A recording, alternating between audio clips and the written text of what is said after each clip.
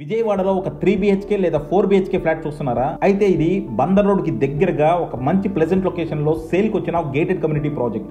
పక్కా వాస్తు, full amenities తో చాలా luxuries గా నిర్మించారు. సో మీరు గనక ఒక అఫోర్డబుల్ ప్రైసింగ్ లో 3 BHK 4 BHK ఫ్లాట్ సొంతం చేసుకుందాం అనుకుంటే ఇంకా ఆలస్యం చేయకుండా కింద డిస్క్రిప్షన్ ఉన్న కాంటాక్ట్ నెంబర్ కి వాట్సాప్ కాల్ చేయండి. లడ్డు మీద సార్ నిన్న సుప్రీంకోర్టు చేసిన వ్యాఖ్యలు చంద్రబాబు నాయుడు గారికి వ్యతిరేకంగా ఉన్నాయి. చంద్రబాబు నాయుడు గారు ఏమన్నా తొందరపడ్డారంటారా? మీరు వ్యతిరేకంగా ఉన్నాయని చెప్పేసి మీరే డిసైడ్ చేస్తే ఎలాగండి? మీరు నేను డిసైడ్ చేయడానికి ఏం లేదు కదా. చూడండి, మీరు నేను మాట్లాడుకునేటప్పుడు నేను కొన్ని అంశాలు నేను అడుగుతూ ఉంటాను. వాటిని మీరు ఇంటర్ప్రిట్ చేసుకొని మనం ఇది వ్యతిరేకంగా ఉంది, ఇది చెంపపెట్టు, అది ఇది అని చెప్పేసి మీడియాలో మాట్లాడుతున్నారు. బట్ వాస్తవానికి ఏంటంటే కాకపోతే ఒక మాట అయితే మంచి మాట చెప్పింది సుప్రీంకోర్టు. ఆ మాట ఏమిటంటే మతాన్ని దీంట్లో ఇన్వాల్వ్ చేయమాకండి, మతాన్ని రాజకీయాల్లోకి ఇన్వాల్వ్ చేయమాకండి అని చెప్పారు. గౌరవ సుప్రీంకోర్టు వ్యాఖ్యలను అయితే మనం తప్పుపట్టలేము కానివ్వండి. ఖచ్చితంగా ఏంటంటే దానిపై వచ్చిన ఏదైతే కామెంట్స్ ఉంటాయో దానిపై విశ్లేషించుకోగలము. మళ్ళీ 5 సంవత్సరం ఇప్పుడు 100 రోజుల్లో వచ్చి ప్రభుత్వానికేనేమో మీరు మతాన్ని రాజకీయంలో ఇన్వాల్వ్ చేయమాకండి అంటున్నారు. మళ్ళీ గత 10 సంవత్సరాల నుంచి కేంద్ర ప్రభుత్వం దేన్ని ఇన్వాల్వ్ చేస్తుంది రాజకీయంలో? అది కూడా క్వశ్చనే కదా. సో మళ్ళీ దాన్ని ఏ రకంగా చూడాలి? కాబట్టి చెప్పేది ఏముంది, ఇప్పుడు మీ దగ్గర ఉన్నటువంటి ఆధారాలని సమర్పించమన్నారు. ఖచ్చితంగా ఆధారాలని సమర్పిస్తారనుకుంటున్నాను నేనైతే. ఇప్పుడు బేసికల్గా ఏంటంటే ఇక్కడ దీంట్లో ఎక్కడ కూడాను లడ్డూ వ్యవహారంలో రాష్ట్ర ప్రభుత్వం తరపు నుంచి తొందరపాటు చర్య అనేది ఎక్కడ కూడా లేదు. చాలా ఆచితూచి దానిపై గౌరవ ముఖ్యమంత్రి గారు మాట్లాడటం జరిగింది. ఇదేంటంటే జస్ట్ దీనికి అక్కడ జరిగినటువంటి అంశాలు వేరు, ఇక్కడ మనం మాట్లాడుకుంటుంది వేరు. కానీ ఒకటైతే కన్ఫర్మ్ ఏంటంటే భక్తుల మనోభావాలు, హిందూ సోదరుల యొక్క మనోభావాలని మట్టుకు వైఎస్ జగన్మోహన్ రెడ్డి గారు ఖచ్చితంగా దానికి బేఖాతరు చేశారు. దానికి డ్యామేజ్ కలిగేలా ఆయన వ్యవహరించారు అని చెప్పేసి ఏదైతే డిక్లరేషన్పై సంతకం పెట్టకపోవడం అనేది చాలా దారుణమైనటువంటి అంశం. డిక్లరేషన్పై ఎందుకు సంతకం పెట్టరు? సెక్యులరిజం గురించి మాట్లాడతారు జగన్మోహన్ రెడ్డి గారు.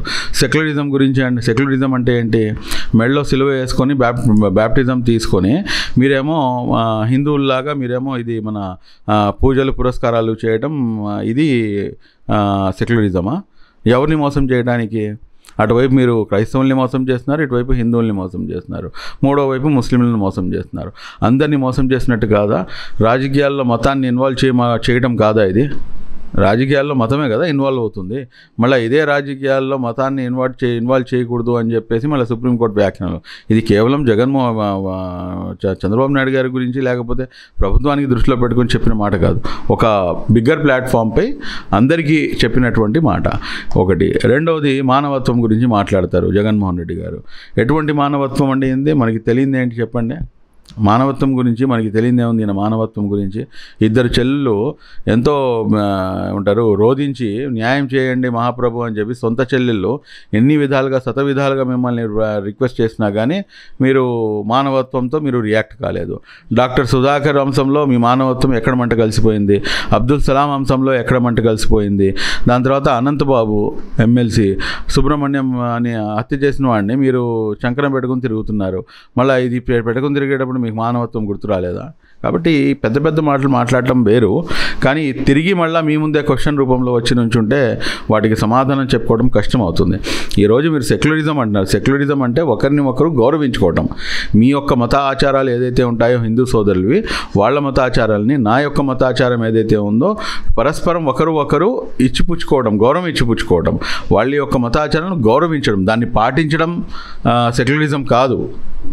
ఇక్కడ మీరు డిక్లరేషన్ ఇవ్వకుండా ఖచ్చితంగా ఏంటంటే మీరు సెక్యులరిజానికి విరుద్ధంగా వ్యవహరించారు. కాబట్టి ఇవన్నీ అంశాలు కూడాను రాబోయే రోజుల్లో కోర్టు పరిధిలో ఉన్నాయి. కోర్టు దానిపై తెలుస్తుంది కాబట్టి మనం దానిపై ఎక్కువగా ఇంకా వ్యాఖ్యానించడం అనేది అవసరం లేదు. సార్ వక్ఫ్ అమెండ్మెంట్ యాక్ట్ గురించి చెప్తారా సార్? ఇప్పుడు వక్ఫ్ అమెండ్మెంట్ యాక్ట్ అనేది మీరు చూసుకుంటే కనుక ఎలా ఉందంటే అది మన కేంద్ర ప్రభుత్వం తీసుకొచ్చినటువంటి యాక్టు. వక్ఫ్ అమెండ్మెంట్ యాక్ట్ని ఏదో రకంగా వక్ఫ్ భూముల్ని ఏదో రకంగా మనం హస్తగతం చేసుకోవాలి, దాన్ని మనం ఏదో రకంగా నిర్వీర్యం చేయాలి అన్న కుటిల ప్రయత్నం అందులో దాగుంది తప్పించి ఏదో మంచి చేద్దామని చెప్పేసి లేదు. ఎందుకు నేను ఈ మాట అంటున్నానంటే కనుక మీరు ఇప్పుడు చూడండి, ఇందాక మన తిరుపతి లడ్డు వివాదం జరుగుతుంది. తిరుపతి లడ్డు గురించి కానీ లేకపోతే టీటీడీ దేవస్థానానికి చైర్మన్గా ఫారూక్ షిబ్లీని నియమిస్తారా? నియమించగలరా? నియమిస్తే నేను ఉంటానా? నన్ను యాక్సెప్ట్ చేస్తారా? చేయాలి. అది నేను ఎక్స్పెక్ట్ చేయడం కూడా తప్పు. అసలు who am I to involve in Hindus religious thing? At the same time who are they to involve in Waqf board? Hindu సోదరులు ఎవరు నా వక్ఫ్ బోర్డులో ఇన్వాల్వ్ కావడానికి? మీరు తీసుకొచ్చి హిందువుల్ని నేను వక్ఫ్ బోర్డులో పెడతానంటే రేపటి రోజున టీటీడీ దేవస్థానానికి నన్ను చైర్మన్ చేయండి అని డిమాండ్ చేస్తాను నేను. తప్పు కదా? మీ ఇంటి నుంచి నా ఇల్లు ఎంత దూరమో నా ఇంటి నుంచి మీ ఇల్లు అంతే దూరము. కాబట్టి గౌరవ నారా చంద్రబాబు నాయుడు గారు ఒక 4 days బ్యాక్ ఒక మంచి మాట చెప్పారు. ఏదైతే మతాచారాలు ఉన్నాయో, ఎవరైతే మతాలకి సంబంధించినటువంటి మందిరాలు కానివ్వండి, లేకపోతే చర్చిలు కానివ్వండి, లేకపోతే మసీదులు కానివ్వండి, ఆయా మతాచారాలను ఎవరైతే పాటిస్తున్నారో వాళ్ళు మాత్రమే దానికి హెడ్ చేయాలి, వాళ్ళు మాత్రమే దాన్ని నడపాలి. వేరే మతం వాళ్ళకి ఇందులో సంబంధం లేదు, వేరే మతం వాళ్ళు దీంట్లో ఇన్వాల్వ్ కావాల్సినటువంటి పని లేదు అని చెప్పేది చాలా సుస్పష్టంగా తెలియజేశారు. ఒకవైపు వక్ఫ్ అమెండ్మెంట్ యాక్ట్ ఏమో అన్య మతస్థుల్ని తీసుకొచ్చి వక్ఫ్ బోర్డులో పెడతానంటుంది. ఇక్కడ నారా చంద్రబాబు నాయుడు గారేమో ఏ మతం వాళ్ళు ఉన్నారో వాళ్ళు మాత్రమే దాంట్లో ఉంటారంటున్నారు.